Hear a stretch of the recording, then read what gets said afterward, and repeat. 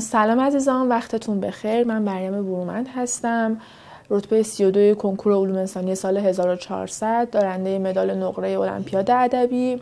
اینجا کافه کنکوره و ما امروز قراره با هم راجع به درس‌های تخصصی رشته انسانی در کنکور صحبت کنیم. درس اولی که میخوام برم سراغش درس عربیه. درس عربی درسی بود که من خودم توی کنکور درصد بالایی زدم و طی این سالها که از کنکورم میگذره تجربه های زیادی از تدریس این درس چه دانش آموزان پایه 10 و 11 چه پایه کنکور داشتم. نکته‌ای که راجع به درس عربی وجود داره، به طور کلی درس‌های علوم انسانی یه بخشیشون درس‌های حفظیه، یه بخشیشون درس‌های تمرینیه. که این درس‌های تمرینی ستای اصلیشون کدومان؟ عربی، علوم و فنون ادبی و ریاضی. این ستا درس ستون‌های اصلی کنکور انسانی رو تشکیل میدن. یعنی اگه شما میخواید رتبه و تراز خوبی توی کنکور انسانی به دست بیارید، اصلاً به هیچ وجه نمیتونید حتی یکی از این درس‌ها رو بذارید کنار اگه قصد جدی دارید. و عموماً بچه‌هایی که رتبه خوبی کسب نمی‌کنن و عموماً بچه‌هایی که توی کنکور انسانی هستن توی این سه تا درس ضعف جدی دارن، چون خب درس‌های دیگر رو توی بازه‌های کوتاه‌تر میشه جمعشون کرد، اما این درس‌ها جنسشون متفاوته. و یه باور غلط رایجی که وجود داره بین دانش آموزا و حتی دیده شده بین مشاورا اینه که کنکور انسانی توی چند ماه جمع شدنیه و میشه که مثلا به نتیجه خوبی رسید با یه مطالعه چند ماهه صفر، در صورتی که اینجوری نیستش. چرا و چیه که این قضیه رو خراب میکنه؟ همین سه تا درس اصلی که تمرین و ممارسات خیلی زیادی نیاز داره بچه‌ها. و شما اگه بخواید توی این سه تا درس به یه مهارت نسبی برسین، حتما حتی اگه از پایتون پیشینه‌ای ندارید، سال کنکور باید از تابستونش جدی شروع کنید و برای این درس‌ها تمرین انجام بدین و تست بزنید. حالا الان به طور خاص اگه بخوایم راجع به درس عربی صحبت کنیم، ببین بچه‌ها، عربی کنکور چند قسمت داره. اینا چه قسمت‌هایی هستن؟ یکی بخش ترجمه است، یکی بخش تحلیل صرفیه، بخش ضبط حرکات، بخش قواعد، بخش مفهومه. که بیشترین درصد سوال‌های عربی رو همین ترجمه و قواعد تشکیل میدن و خوشبختانه آسان‌ترین مباحث هم هستن.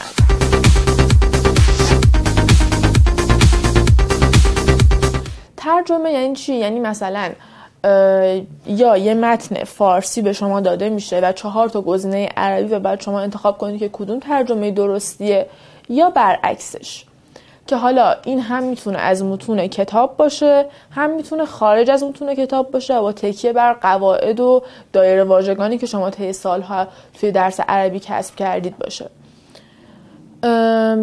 و معمولا چیزی که توی کنکور سالهای اخیر دیده شده این بوده که این نصف بوده دیگه، یعنی نصفش مستقیما از توی کتاب مطرح شده این سوالات ترجمه و نصف دیگه شون خارج از کتاب بوده.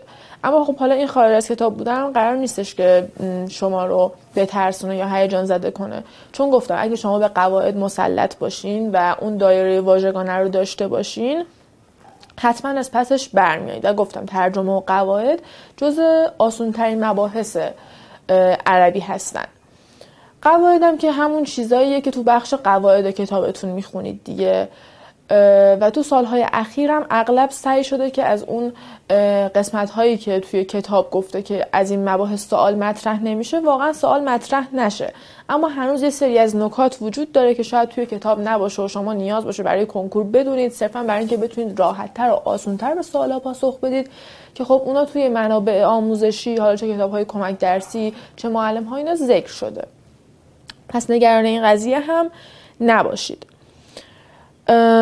بخش تحلیل صرفی رو داریم که 3 تا سوال میاد ازش. این بخشم اگه به اندازه کافی ازش تست بزنید اصلا چیز سختی نیست و بخش زیادی از سوالا رو هم تشکیل نمیده دیگه، اما خب شما رو جلو میندازه، چون یکم ظاهر شاید ترسناکی داشته باشه بچه‌ها خیلی جوابش ندن، ولی اگه شما به دقت روش وقت بذارید، از منابع آموزشی و کمک آموزشی استفاده کنید و تست های کافی زده باشید، حتما از پسش برمیایید. بخش مفهوم که ساده است، شبیه چیزی که توی قرابت معنای علوم فنونمون داریم، ساده تر حتی. و بخش ضبط حرکات که کلا مجموعاً 1 سال ازش اومده میاد توی کنکور سالهای اخیر، یعنی از سال 98 تا به امروز هر سال توی کنکور عمدتاً 1 سال از این بخش اومده. حتی اگه جوابش ندید هم اتفاق خاصی نمیفته، ولی عموماً برمیگرده به مبحث ثلاثی مزید در پایه 10. حالا که راجع به ثلاثی مزید صحبت کردم و بحثش باز شد، خواستم یه صحبتی هم بکنم راجع به اینکه به طور کلی کدوم مباحث مهم‌تره، ما اگه وقت محدودی داریم بیشتر روی کدوما سرمایه گذاری کنیم. از پایه 12 که خب کل مباحث کتاب تقریبا و زحمت خاصی هم نداره، چون که برای امتحان نهایی ما برای این مباحث آمادگی لازم رو پیدا کردیم. از پایه 10 مبحث جمله اسمیه و فعلیه و مبحث ثلاثی مزید.